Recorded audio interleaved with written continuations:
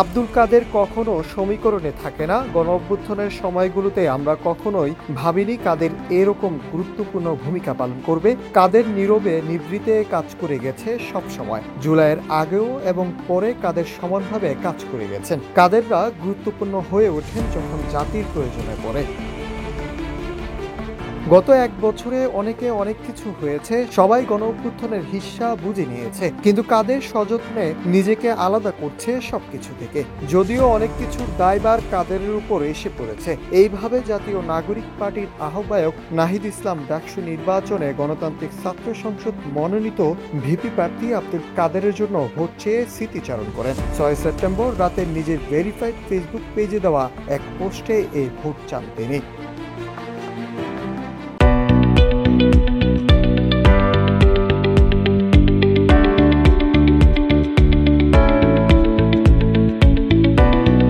পোস্টে নাহিদ ইসলাম বলেন, আগামী 9 তারিখে ডাকসু নির্বাচনে আব্দুল কাদের ভিপি পদে নির্বাচিত করছেন। তিনি বিশ্বাস করেন এই নির্বাচন সব প্রচলিত সমীকরণ ভেঙে দিয়ে নতুন ইতিহাস রচনা করবে।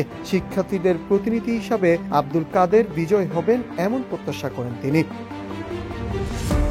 নাহিদ আরও বলেন, মাটি ও সংগ্রাম থেকে উঠে আসা আব্দুল কাদের শুধু একজন প্রার্থী নন, বরং সাহস, সততা ও দেশপ্রেমের প্রতীক। তার নেতৃত্বে শিক্ষার্থীদের অধিকার আদায়ের সংগ্রামকে আরো শক্তিশালী করবে। তাই দৃঢ়ভাবে আশা প্রকাশ করি, আব্দুল কাদেরের জয় শিক্ষার্থীদের জয় হবে, গণতন্ত্রের জয় হবে। Nahid Hasan, news desk, Ittefaq.